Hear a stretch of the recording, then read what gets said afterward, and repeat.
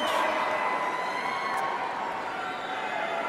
You know, it's hard to believe that it has been 8 years since I first came to this convention to talk with you about why I thought my husband should be president.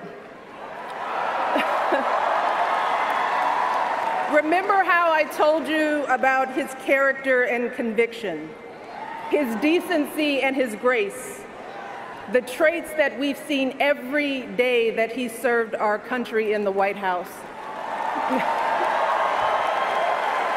I also told you about our daughters, how they are the heart of our hearts, the center of our world, and during our time in the White House, we've had the joy of watching them grow from bubbly little girls into poised young women, a journey that started soon after we arrived in Washington, when they set off for their first day at their new school.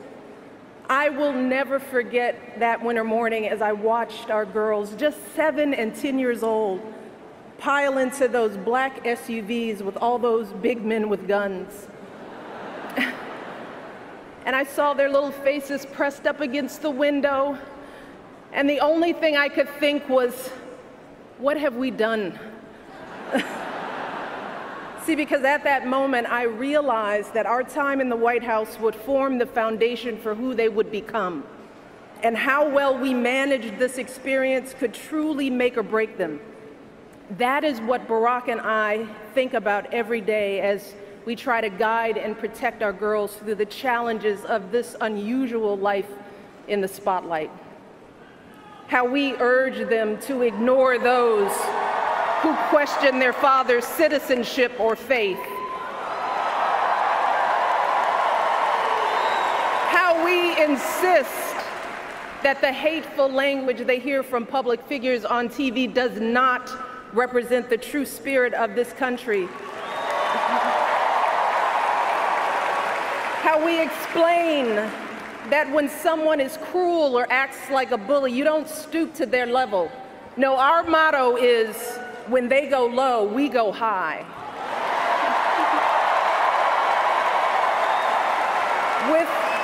With every word we utter, with every action we take, we know our kids are watching us. We as parents are their most important role models. And let me tell you, Barack and I take that same approach to our jobs as President and First Lady, because we know that our words and actions matter, not just to our girls, but to children across this country. Kids who tell us, I saw you on TV, I wrote a report on you for school. Kids like the little black boy who looked up at my husband, his eyes wide with hope, and he wondered, is my hair like yours? And make no mistake about it, this November when we go to the polls, that is what we're deciding. Not Democrat or Republican, not left or right. No, in this election and every election is about who will have the power to shape our children for the next 4 or 8 years of their lives.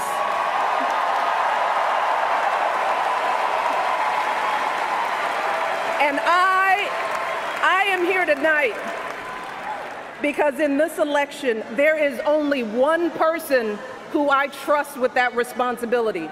Only one person who I believe is truly qualified to be President of the United States, and that is our friend Hillary Clinton.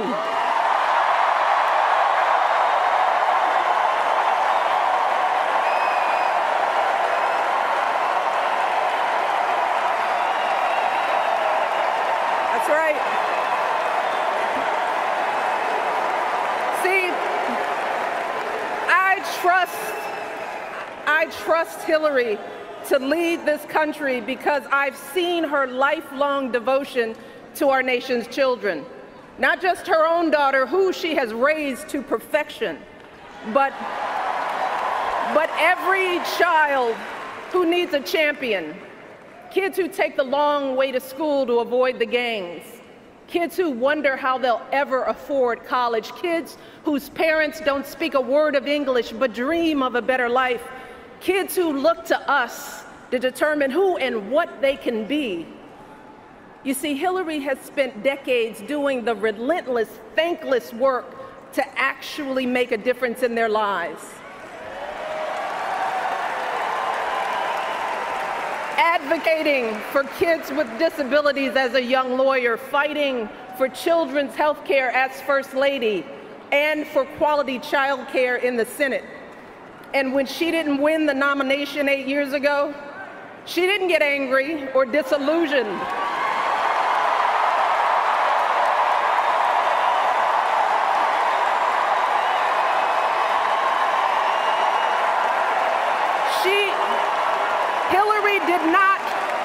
Hillary did not pack up and go home, because as a true public servant, Hillary knows that this is so much bigger than her own desires and disappointments. So she proudly stepped up to serve our country once again as Secretary of State, traveling the globe to keep our kids safe. And look, there were plenty of moments when Hillary could have decided that this work was too hard, that the price of public service was too high, that she was tired of being picked apart for how she looks or how she talks or even how she laughs. But here's the thing. What I admire most about Hillary is that she never buckles under pressure. She never takes the easy way out. And Hillary Clinton has never quit on anything in her life.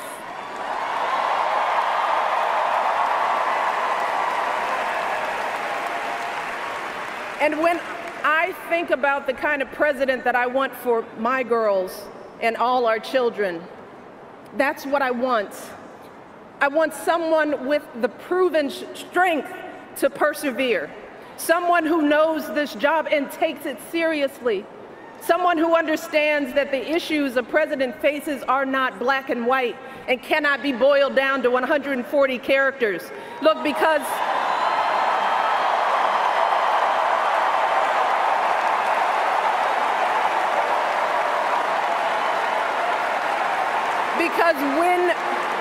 when you have the nuclear codes at your fingertips and the military in your command, you can't make snap decisions.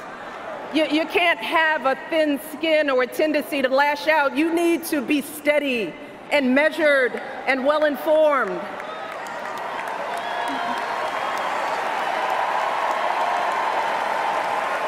I want a president with a record of public service, someone whose life's work shows our children that we don't chase fame and fortune for ourselves. We fight to give everyone a chance to succeed.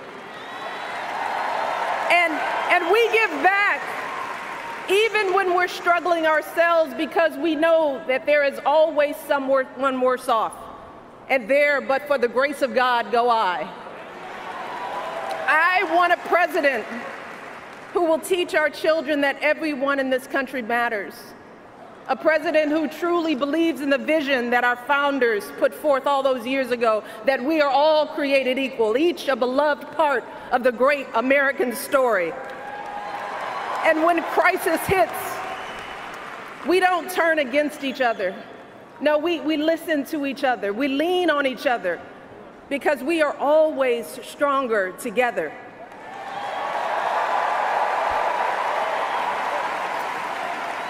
And I am here tonight because I know that that is the kind of president that Hillary Clinton will be. And that's why in this election, I'm with her.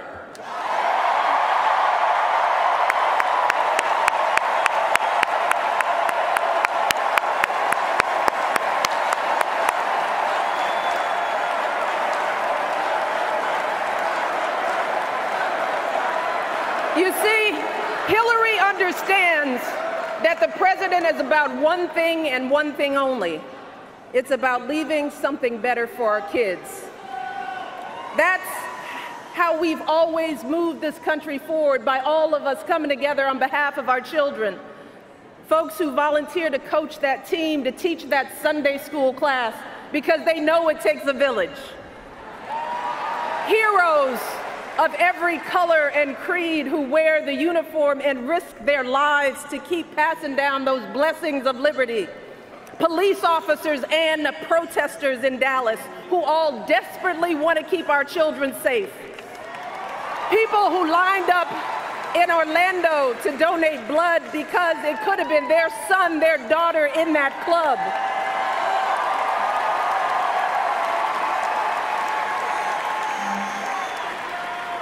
Leaders like Tim Kaine,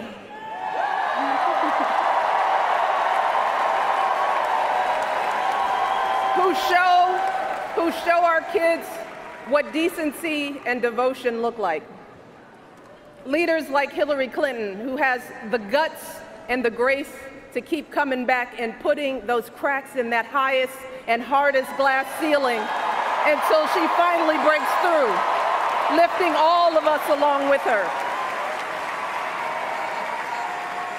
That is the story of this country, the story that has brought me to this stage tonight, the story of generations of people who felt the lash of bondage, the shame of servitude, the sting of segregation, but who kept on striving and hoping and doing what needed to be done so that today I wake up every morning in a house that was built by slaves.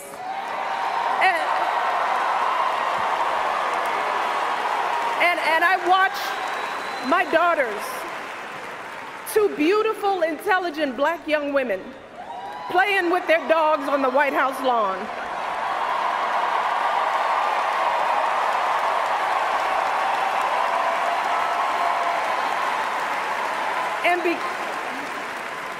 And because of Hillary Clinton, my daughters and all our sons and daughters now take for granted that a woman can be president of the United States.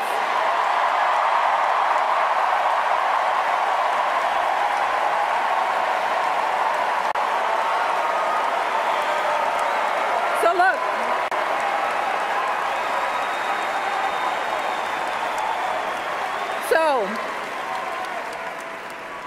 don't let anyone ever tell you that this country isn't great, that somehow we need to make it great again, because this right now is the greatest country on earth.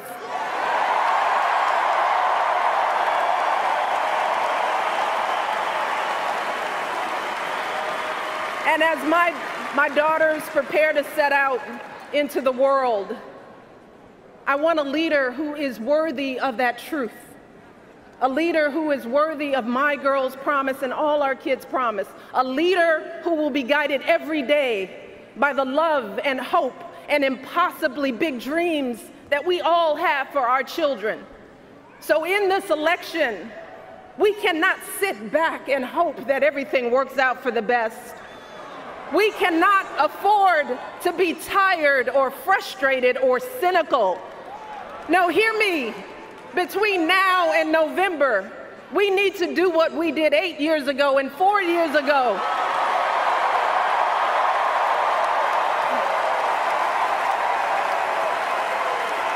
We need to knock on every door.